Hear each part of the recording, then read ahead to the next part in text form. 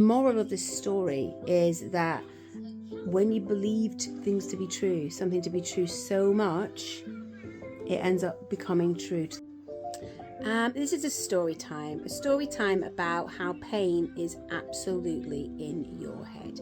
Lucy B here, passionate about your inside job, my inside job, and how shifting a bit of perspective can shift your whole life. So, when I was pregnant with Zeke, my little one who's now nearly 3, he had metal fillings. And I was like, I haven't done some research. I realised that metal fillings is not what I wanted in my mouth. So just before I had him, I had my metal fillings, only had 2, taken out and replaced with white fillings. Glad I did it, yeah, but it has caused some issues. Stability of the tooth and stuff, but I'm really glad I did it anyway because I got out of my mouth. That one of my teeth was causing issues because it was really close to the nerve where the filling was. So it was causing quite a bit of pain and quite a bit of sensitivity. They had to redo it twice, and it was still causing problems. Was it late last year? I went back, and this one dentist, obviously finding it a little bit annoying, said, yeah, your tooth's dead. I was like, but it isn't though. They said, yeah, and they did all these sensitivity tests.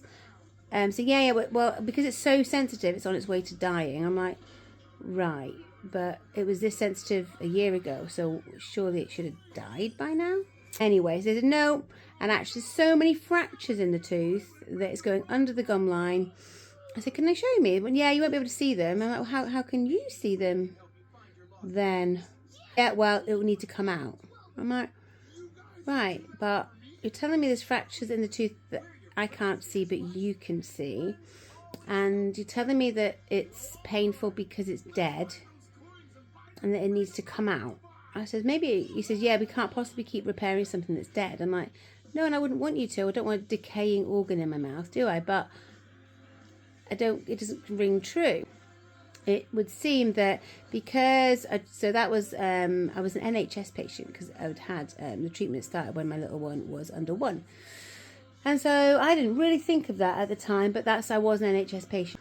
I went to have it removed, and had to go to a different dentist because they specialise in difficult extractions. And I'm just like, doesn't seem right. Like, what? Yeah, it will break apart. It's just going to break apart because it's so fragile. I'm like, right, okay. Anyway, I was getting more and more antsy about it because I just wanted him to look over it. He didn't. So I left with a very numb face because I went through injections and everything, but I couldn't let him take it out. And I don't know why. I was really like, I have to get out. I literally jumped up out the seat and left with my kids as well in the waiting room. And my ex was there looking after the kids saying, what's wrong? Why didn't you get your tooth taken? That's ridiculous. I'm like, yeah, it just doesn't feel right. And like I go with my feeling about things. As it goes on, I'm feeling more and more aware that this tooth should have left my mouth. And I'm like, yeah, any issues I'm having, any sensitivity I'm having, I'm like, yeah, it's because it's dead and it's decaying, and it's obviously dead now because it must have died by now, and I've now got this dead tooth that's rotting in my mouth, and these things are coming up. Then I went on holiday. Oh my God, what if it causes an infection? I'm on holiday. What if it causes problems? Rushing to hospital, I'm on holiday. I was thinking all these things, and every time I had a niggle, I was like, oh my God, that's it. And then I was like, Then, about a few weeks ago, I started to taste, that weird ick taste, something's up, like some kind of abscess or infection in your mouth. I've had it maybe twice ever. Agony.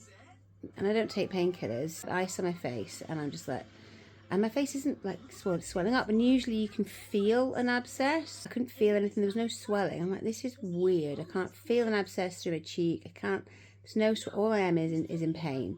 I get an emergency dentist appointment, and it's with somebody who's recommended. I go along, and I said, yeah, this tooth, I didn't get taken out. When can you take it out? He's like, well, let me have a look at the tooth first. I was, no, but like, honestly, and I told him all the backstory. I said, so can you do it now because it's causing me pain? It's got an abscess. It's going to rot in my mouth and I'm going to die. He was like, are you generally a worrisome person? I'm like, no, never. In here on your own, and you're telling me that you think you're going to die because your tooth isn't taken out. I'm like, yeah. He's like, right, but you're not a worrier. I'm like, no, not generally. So he does think that I'm some kind of, crazy person.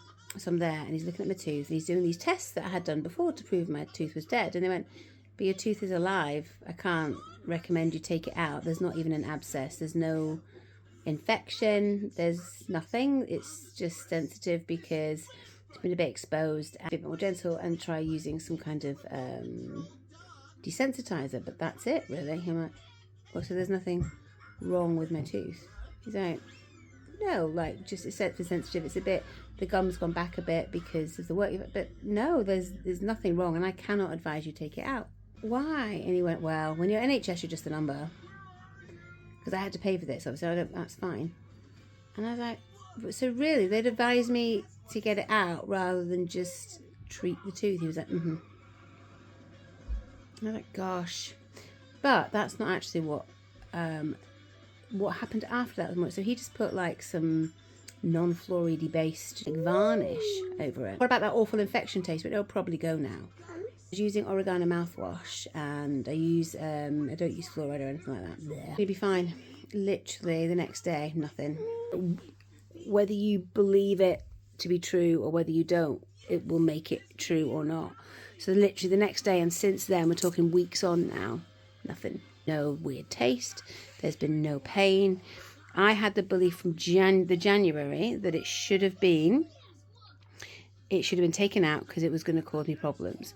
And by the August time, that belief had become so strong that it was causing me physical pain. Even as somebody who understands all this, I was actually also attributing the fact that I had this tooth in my mouth to why I kept breaking out really badly. Now, with nothing on my face at all, and bear in mind my face used to be like properly, it would be glowing pink and all broken out.